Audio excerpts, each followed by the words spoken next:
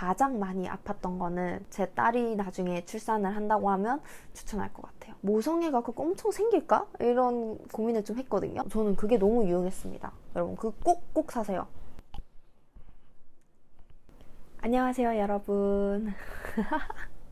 아직 카메라가 너무 어색하긴 한데 직접 출산을 겪으면서 이전에 제가 궁금했던 것들이나 그 인스타 무무를 통해서 받았던 질문들을 토대로 해서 오늘 한번 이야기해 보려고 합니다. 그럼 바로 시작해 볼게요. 첫 번째 주제는 분만 방식에 대해서 이야기해 보려고 해요. 제왕절개를 할 것이냐 자연분만을 할 것이냐, 각각의 장단점이 너무 뚜렷하고 경험담도 이제 다 다르고 하니까 정말 고민이 많이 되실 거예요. 저도 그랬거든요. 출산하면 막연하게 너무 공포스럽잖아요. 저는 좀 무서웠거든요. 이 임신 초반에는 출산 브이로그 같은 거를 접하면서 너무 두려운 거예요. 그때부터 출산 브이로그는 출산을 하고 보자. 어차피 출산을 겪을 건데 왜 그런 걱정을 먼저 사서 고생하냐라는 생각으로 최대한 좋은 생각을 하려고 했던 것 같아요. 사람마다 너무 다르잖아요. 어떤 사람은 수술 체질일 수 있고 어떤 사람은 자연분만 체질일 수 있고, 근데 저는 수술 경험이 한 번도 없기도 하고 그리고 나이도 워낙 어리기 때문에 자연분만을 해야겠다라고 생각을 했어요. 그리고 더군다나 저희 엄마는 3명을 낳았는데 막달 유산까지 합치면 4명을 낳았는데 3명 다 제 위로는 다 자연분만을 했고 32주 조산으로 저는 제왕절개로 태어났거든요. 엄마는 2개 다 경험해봤으니까 엄마한테 물어봤더니 원래 출산은 뭐든지 아프다. 근데 아기를 보는 순간 그 고통이 싹 잊혀진다 라고 하시면서 자연분만을 더 추천해 주시더라고요. 아무래도 어리기도 하고 회복이 더 빠르기도 하니까. 근데 이제 제가 겪었을 때는 저는 수술 체질이었다 라는 걸 알 수 있었어요. 저희 친언니가 나중에 분만 방법을 좀 고민을 한다면은 저는 제왕절개를 적극적으로 추천할 것 같고, 그리고 저는 느낀 게 이게 분만 방법은 정말 아기가 결정하는 거구나.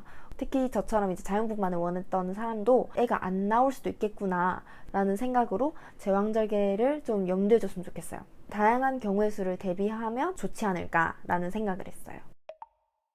이 출산 고민에 대해서 제가 Q&A를 받은 게 몇 가지 있어요. 이제 다시 돌아간다면 유도분만을 할 것이냐 라는 질문이 있었는데, 제가 수술을 하면서 알게 된 게 어차피 나의 운명은 제왕절개였구나 라는 걸 알게 됐어요. 주치 선생님께서 수술하는 과정에서 아기가 태변을 쌌다 라는 거를 말씀해 주셨거든요. 그래서 어차피 내가 유도분만, 자연분만을 계속 한다고 고집을 했어도 어차피 응급제왕 케이스로 갔을 확률이 높고, 그리고 아기가 생각보다 위에 있었대요.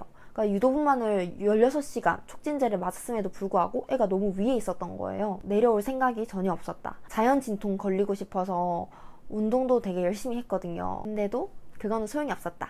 이 아기의 태변이라는 게 안에서 똥을 쌌다는 건데, 보통 아기가 출산하고 나서 태변, 이 첫 변을 보는 거거든요. 애들이 보통 이 자궁 안에서는 양수를 계속 마시잖아요. 마시고 호흡하는데 거기서 똥을 싸버리면은 태변이 호흡기로 들어갈 수 있는 거죠. 때문에 매우 위험해요. 응급제왕으로 가는 경우가 많다고 하더라고요. 저는 그때 만약에 저 수술 안 하고 계속 한번 시도해 볼게요 라고 고집 부렸으면은 좀 위험했다. 그 얘기를 듣는데 좀 미안하더라고요. 내가 너무 고집을 부렸나? 좀 무식하다 스스로 그렇게 좀 반성을 하고 계속 눈물 나왔던 것 같아요. 애기한테 미안해서.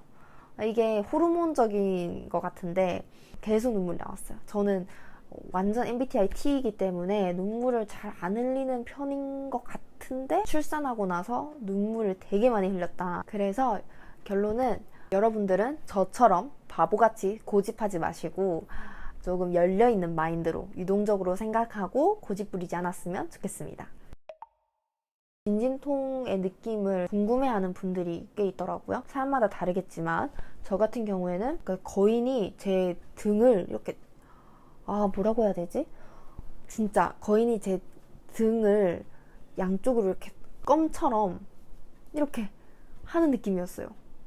척추가 늘어지는 느낌이랄까? 부서지는 느낌이랄까? 저는 나름 고통을 잘 참는 편이라고 생각을 했는데, 그리고 살짝 궁금했거든요. 이 진통이 어떤 느낌일까?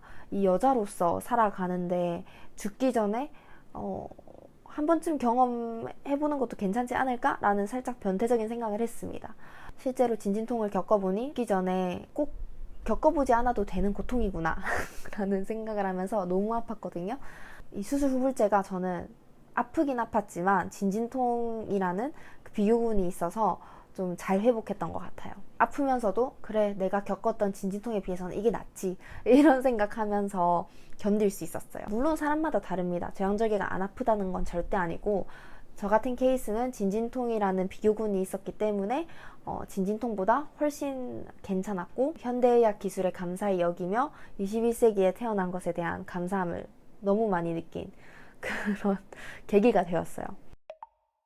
그리고 저는 진진통도 진진통이지만 내진이 저는 개인적으로 너무 아팠거든요. 내진이라는 게 이 자궁문이 얼마나 열렸는지 확인하는 건데 비닐장갑 끼고 손을 넣어서 보거든요. 정말 만만치 않았던 게 사람마다 너무 달랐어요. 제 주치의 선생님은 내진이 그렇게 엄청 아프진 않았거든요. 근데 분만 간호사분들이 하셨을 때 어떤 사람은 안 아프긴 했지만 어떤 사람은 너무 아팠어요. 뭐 본인만의 노하우가 있겠죠. 근데 어떤 사람은 그냥 넣을 때도 그냥 확 넣고 막 쑤셔 넣는 느낌이랄까요? 막 하고 약간 너무 아팠어요. 그때 내진의 고통도 만만치 않았다. 내진 받을 때마다 그냥 수술할 걸 이런 생각 진짜 많이 했어요. 저는 제 딸이 나중에 출산을 한다고 하면 제왕절개를 추천할 것 같아요. 제왕절개 수술 과정, 수술 시간, 수술 마취, 아기가 5분 만에 나와서 정말 깜짝 놀랐어요.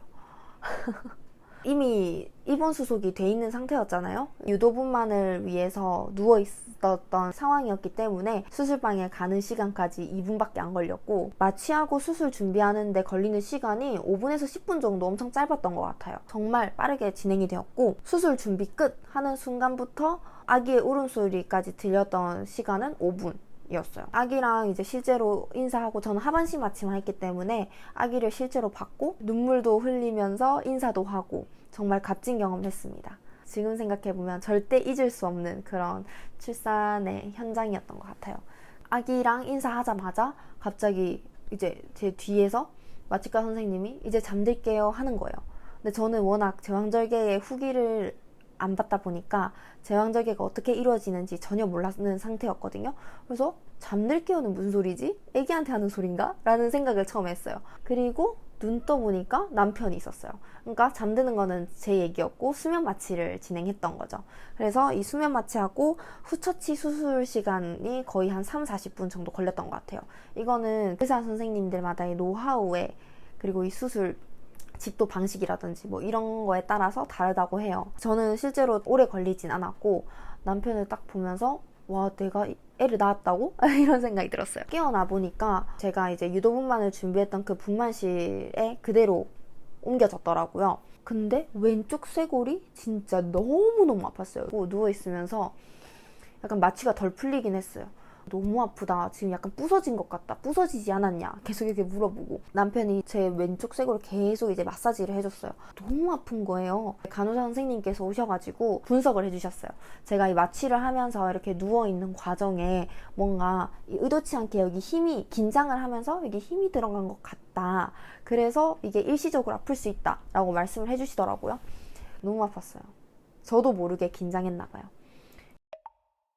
마취가 무섭지 않았냐라는 질문에 저는 그 당시에 무서워할 그런 정신이 없었던 것 같아요. 진진통이 오면서 이 진진통에 대한 아픔과 이 뜻대로 되지 않는다는 이 슬픔으로 계속 울고 있었거든요. 아무런 생각이 안 들었어요. 패닉 상태였고 진진통이 너무 아프니까 그래 빨리 무통주사나 놔줘 이러면서 저는 개인적으로 하반신 마취 너무 추천합니다. 왜냐면 뭔가 무섭다고 전신 마취를 해버리잖아요. 그러면 아기를 못 봐요. 저는 그건 너무 아쉽다고 생각해요. 여러분 생각보다 안 아파요. 보톡스 맞는 기분이에요. 보톡스 맞아보신 분들은 아시겠지만 그렇게 엄청 아프진 않잖아요. 그냥 주사 맞는 느낌이잖아요. 되게 신기하게 정말 다리가 싹 시원해지거든요. 진짜 내가 하반신 마취를 하구나 이런 느낌이 들었고 하반신 마취 저는 추천합니다. 아기 봐야죠 여러분. 얼마나 그게 중요한 순간인데 저는 임신 때만 해도 내가 아기를 좋아하긴 하는데 모성애가 꼭 엄청 생길까? 이런 고민을 좀 했거든요. 그런 고민 하실 필요 없어요. 진짜 아기 울음소리 듣는 순간 지금도 약간 감정이 벅차오르는데 아기 울음소리 들리는 순간 없던 모성애도 생깁니다. 진짜 뭔가 아, 내가 진짜 이 아이의 엄마구나. 모든 걸 바치겠다. 아, 모르겠어요. 약간 그런 생각이 드는 것 같아요. 되게 신기해요. 아무튼 지금 약간 감정이 벅차고 그러는데 그때 생각나서 진정을 해보겠습니다. 진정을 해보고 다음 이야기를 해볼게요. 브이로그를 보면 더 자세히 알 수 있습니다. 제왕절개 수술하면 생기는 일에 대해서 한번 읊어볼게요. 제가 그때 메모를 했었거든요. 일단 하루 동안 금식해야 되는 거 아시죠, 여러분? 저는 개인적으로 이 배고픔을 참는 게 조금 어려웠습니다. 아기 신장 박동수가 떨어진다든지 아니면 양수가 터졌는데 아무런 진전이 없다든지 등등 뭐 다양한 이유로 유도분만을 하다가 수술로 가는 케이스가 많기 때문에 유도분만 또한 전날부터 이제 금식을 해야 되거든요. 자연분만은 끝나고 바로 밥을 먹을 수 있는데 제왕절개는 마취 때문에 하루 동안 세 끼 다 죽을 먹어야 돼요. 그게 조금 힘들었습니다. 저는 다이어트 그 식단 성공해 본 적도 없거든요. 근데 그거를 이제 좀 강제적으로 하는 느낌이니까 좀 힘들었습니다. 소변줄을 차야 돼요. 와우. 안 그래도 그 수술할 때 하반신 마취하고 나서 방광에다가 소변줄 꼽아주거든요. 안 아파요. 안 아픈데 뭔가 이렇게 찝는 느낌? 근데 이 소변줄 차야 되는 게 뭔가 조금 느낌이 이상했어요. 살아있는 식물인간 느낌이었어요. 와, 그 비유 딱 맞다. 왜냐면 설명하시기를 그렇게 말씀하시더라고요. 마취를 척추에 했다 보니까 마취가 풀릴 때까지 뭐 그런 게 몸 안에서 다 빠져나올 때까지는 고개를 들면 안 된다. 이렇게 누워 있는데 고개를 들게 되면은 이 마취와 관련된 그런 뭐 성분들이라고 해야 될까요? 그런 것들이 얼굴을 타고 뭐 엄청 아플 수 있다. 이렇게 뭐 말씀을 해주시더라고요. 그래서 12시간 동안은 고개를 들면 안 되기 때문에 무조건 누워 있어야 되고 베개도 베면 안 되고 대신에 몸도 왔다 갔다 할 수 있다. 고개는 절대 들면 안 된다. 이렇게 말씀을 해주셨어요. 그 12시간 동안 물도 마시면 안 돼요. 고개를 들지 못하니까 진짜 식물인간처럼 계속 누워있고 남편은 계속 이 밑에 패드 같은 걸 갈아주거든요. 저는 그때 되게 남편한테 고맙기도 했고 고개를 못 드니까 아예 몰랐거든요. 그 상황을. 알고 보니까 이 밑에 부분은 제가 옷을 하나도 안 입고 있더라고요. 뭐 당연한 걸 수도 있는데 저는 몰랐잖아요. 이 한 6시간, 7시간 정도 수술 이 부위 위에 모래주머니 같은 거를 올려주거든요. 되게 무거워요. 이제 한 6시간, 7시간 뒤에 간호사 선생님께서 오셔서 모래주머니를 다 없애주시고 이렇게 수술 부위라고 치면은 모래주머니가 탁 무겁게 있었거든요. 근데 이거를 치우는데 확실히 뭔가 느낌이 이상했어요. 절개했다 보니까 안에 가스가 엄청 많이 차거든요. 빵구를 껴야 뭔가 회복이 된다는 그런 신호기 때문에 그때부터 죽을 먹을 수 있다 이렇게 말씀을 하시더라고요. 저는 다행히 회복이 좀 빠른 편이었던 것 같아요. 빵구가 바로 나왔고 그리고 소변줄 같은 경우에도 다음 날에 빼고 4시간 이내에 그 소변을 직접 봐야지 다시 소변줄을 차지 않는다 라고 말씀해 주셔서 그때 물 겁나 많이 먹고 소변을 두고 전화해서 소변 넣었습니다 이렇게 얘기했던 것 같아요. 소변줄 뺄 때도 안 아팠어요. 저는 아플 거라 생각했거든요. 왜냐면 이걸 찝었잖아요. 어떻게 보면. 그러니까 방광에 넣었잖아요. 하나도 안 아팠고 어떤 느낌이냐면 빨래 집게를 그냥 여기 살에다가 탁 놔두고 빼는 그런 느낌이었어요. 저는 제왕절개를 하면서 가장 많이 아팠던 거는 웃었을 때 죽는 줄 알았어요, 여러분. 그냥 웃기면 하하하 이렇게 웃으면 뭐 그냥 얼굴로 웃는 건데 진짜 웃기면 여러분 배로 웃잖아요. 저는 남편이랑 개그 코드도 잘 맞고 대화 코드도 잘 맞기 때문에 좀 대화가 끊임없는 편이에요. 그래서 얘기를 하면 웃기고 웃기면 웃잖아요. 너무 아픈 거예요. 물론 이 수술 부위가 배에 있지 않고 비키니 라인 쪽에 있지만 그래도 웃으면 배가 움직이고 몸이 움직이니까 너무 아프더라고요. 그래서 제가 남편한테 진지하게 얘기하지 마라 했는데 그 상황 자체도 너무 웃기고 그리고 웃음 한번 터지면 계속 웃긴 거 알죠, 여러분? 그리고 그 당일날에 저희 가족들이 한꺼번에 왔고 저희 가족들끼리 있으면 좀 자주 웃는 편이거든요. 되게 저희 집은 약간 라디오 스타처럼 끊임없이 토크쇼 같이 얘기를 하면서 많이 웃는 편이기 때문에 너무 아팠어요. 저 진짜 웃으면서 그만해라. 나 진짜 너무 아프다. 행복한데 너무 아파서 힘들었어요. 진지하게 너무 걱정이 돼가지고 간호사 선생님한테 한번 물어봤어요. 웃으면 이 배 수술 부위가 너무 아픈데 실밥 터진다거나 아니면 뭐 이런 수술 부위에 문제가 생기냐 가지 질문했습니다. 아주 무식한 질문이긴 하지만 생각보다 너무 아팠고 수술 관련돼서 제일 아팠기 때문에 페인 부스터라고 해야 되나? 이 무통 주사 같은 게 있거든요. 링거도 그 다음 날까지 계속 꽂고 있는데 수액이랑 진통제도 맞고 이러거든요. 수액을 계속 이 되게 큰 바늘을 계속 꽂고 있어요. 진통제를 주사를 직접 놓진 않고 그 수액에다가 연결된 데에 넣기 때문에 그러면 싹 시원해지거든요. 넣는 순간. 그렇기 때문에 주사를 계속 맞지 않아도 된다는 점이 너무 좋았고, 무통 주사인지 뭐 페인 부스터인지 아무튼 모르겠지만 아프면 누르는 버튼이 있어요. 그 버튼을 누르면 그 달려있는 거에 이렇게 내려와서 몸에 들어가는 뭐 그런 방식인데, 저는 웃으면서 계속 눌렀던 것 같아요. 그러니까 이게 너무 아프니까 누르면서 조금 고통을 완화시키는 아무래도 이 수술하고 이 장기들의 회복이 완전하지 못했다 보니까 수술을 하고 밥을 먹으면 확실히 가스가 찬 느낌이 들거든요. 아프진 않고 조금 불편한 느낌인데 이건 어쩔 수 없다고 그냥 계속 걸어 다녀야 된다고 하더라고요. 그래서 저는 밥을 먹고 항상 남편이랑 계속 걸어 다니려고 노력을 했고, 확실히 많이 걸어 다니니까 회복도 빨랐던 것 같아요. 그래서 이 회복에 대해서 한번 얘기해 볼게요. 저는 이제 소변줄을 빼고 이제부터 걸어 다녀도 된다 라고 말씀하신 게 하루 지나서 였거든요. 그때 남편 없이 혼자 일어날 수 있었어요. 그거에 대한 꿀팁은 식물인간처럼 누워있을 때 엄청 많이 움직였어요. 그때 솔직히 마취가 아직 덜 풀린 상태고 뭔가 느낌이 이상하거든요. 저는 누워있으면서도 다리를 까딱까딱 움직이고, 그리고 무릎을 아프고 불편하지만은 다리를 이렇게 무릎을 들려고 했고, 이거 덕분에 저는 회복이 빨랐던 것 같아요. 옆으로 이렇게 했어요. 이거 좀 쉽지 않아요. 좀 아프거든요. 나는 회복 빨리 할 거야 라는 그 심정으로 침대 난간 같은 거 붙잡고 옆으로 살짝 이렇게 한번 해봤습니다. 그러니까 등을 살짝 이렇게 떼고 살짝 이렇게 떼고, 여러분들도 그거 하게 된다면 저처럼 남편 없이 혼자 일어설 수 있어요. 불편하고 아프긴 하지만 그래도 회복은 좀 빨랐다. 그리고 많이 걸어 다녀야 돼. 가스를 뺀다는 목적도 있었지만 정말 많이 걸었거든요.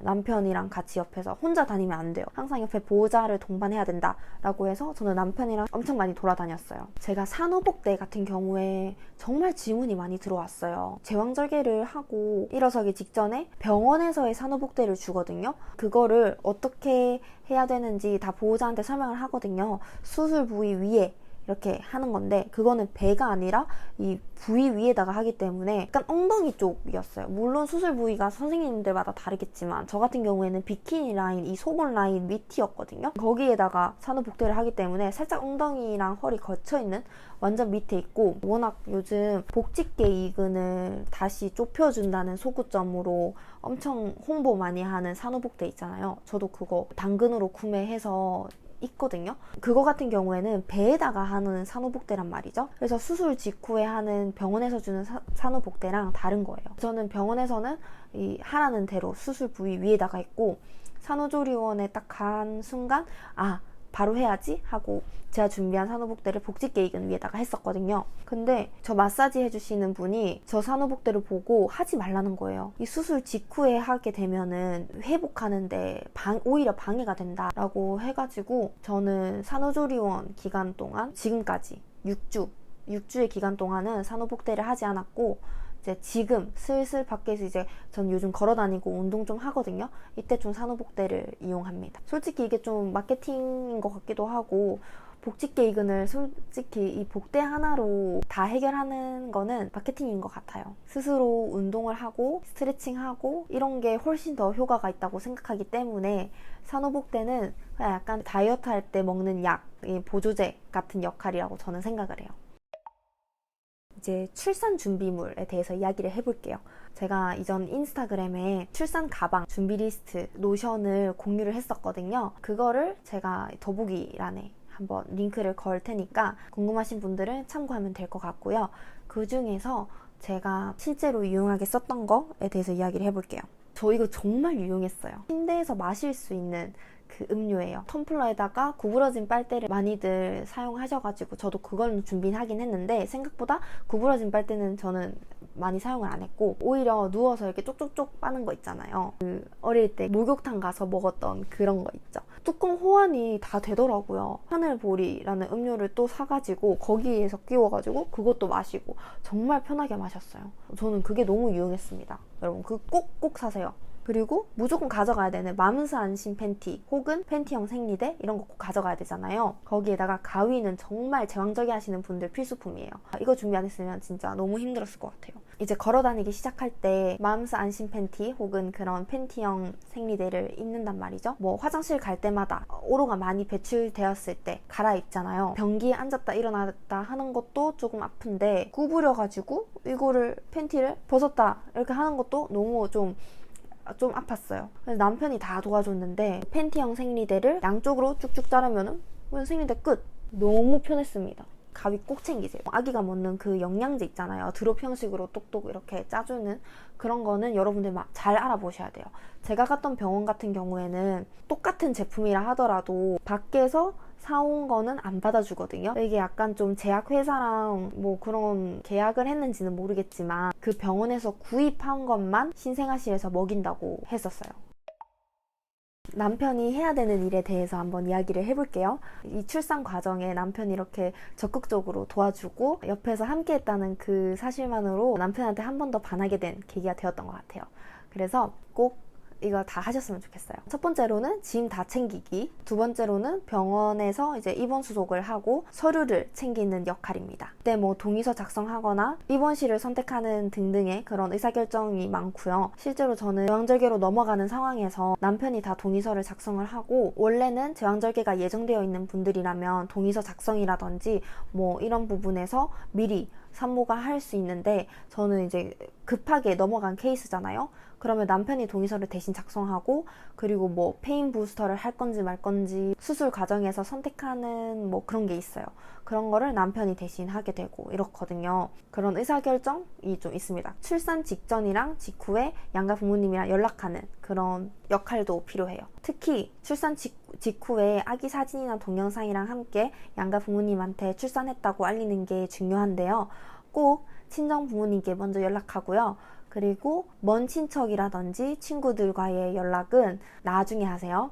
그리고 네 번째로는 산후도우미랑 산후조리원에 연락을 돌려서 일정을 정확하게 조율하는 겁니다. 미리 제왕절개 날짜를 잡으신 분들은 일정 조율이 됐겠지만은 뭐 자연분만에서 제왕절개로 넘어오신 분들이라던가 아니면 자연분만 이신 분들은 언제 애를 낳을지 모르는 상황이잖아요. 이미 계약을 했어도 일정 조율을 위해서 꼭 연락을 해야 되거든요. 그래서 그런 역할이 남편이 해야 됩니다. 그리고 나서 병원에서 출생증명서를 발급받을 수 있어요. 그거를 넉넉하게 3장에서 4장 발급받아야 되고요. 그거는 이제 나중에 보험사라든지 출생신고할 때 필요하니까 꼭 넉넉하게 출력을 하면 좋을 것 같습니다. 저희는 뭐 산후조리원에 있을 때 이름을 정하긴 했지만 이름이 정해졌다면 출생신고를 하면 되는데, 이건 온라인이나 오프라인 둘 중에 하나 가능하거든요. 오프라인을 추천하는 이유가 오프라인으로 직접 가서 출생신고를 하면은 정부에서 지원해주는 출산 장려금 서비스라든지 그 지역에서 주는 그런 혜택들을 모두 다 설명을 해주시거든요. 그때 오프라인으로 가서 일괄적으로 다 설명을 듣고 신청할 수 있기 때문에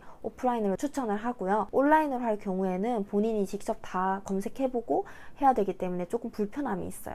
그 다음에 해야 될 거는 소아과 알아봐야 돼요. 실제로 출생신고를 하고 아이의 주민등록 번호가 나와야지만 BCG 접종이라든지 아니면 1차 영유아 검진을 예약을 할 수가 있는데, BCG 주사 같은 경우에는 경피용을 맞을 건지 피내용을 맞을 건지 그것도 한번 고려를 해봐야 되는데 생후 3주 뒤에 맞아야 되거든요. 급한 건 아니에요, 이거는. 그리고 태아보험 전환을 해야 돼요. 어린이 보험으로 변경을 해야 되고요. 이 자동차 보험에 자녀 특약을 추가할 수 있어요. 저희는 임신기간 때 했던 것 같아요. 한전전기세 감면 신청을 해야 되는데요. 최대 16,000원 그리고 30% 할인을 받을 수 있기 때문에 이거는 무조건 해야 됩니다.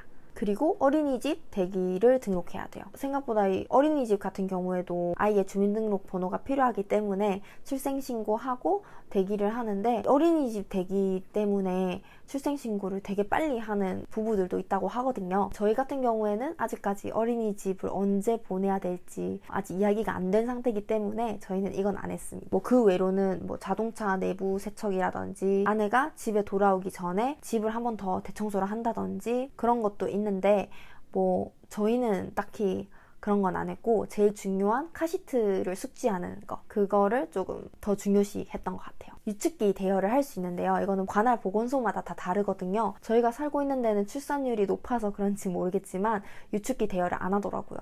그래서 저희는 네이버에 그냥 유축기 대여하는 데서 2개월 대여를 했고 관할 보건소에서 유축기 대여가 가능하다면 그리고 모유수유를 할 거면 유축기 대여하는 것도 남편의 몫입니다. 감사합니다. 출산 준비 화이팅! 그리고 이 영상을 촬영하는 게 태어난 지 46일째거든요. 근데 어제 45일째 통잠을 잤어요, 여러분. 깜짝 놀랐습니다. 딱 그날에 남편이랑 낮밤 교육을 어떻게 해야 되는지 한번 공부해보자 이런 얘기를 했는데 딱 그날에 해가지고 저는 깜짝 놀랐습니다. 아무튼 다음 영상에서는 둘째 계획이랑 산후우울증에 대해서 한번 이야기를 해볼게요. 감사합니다.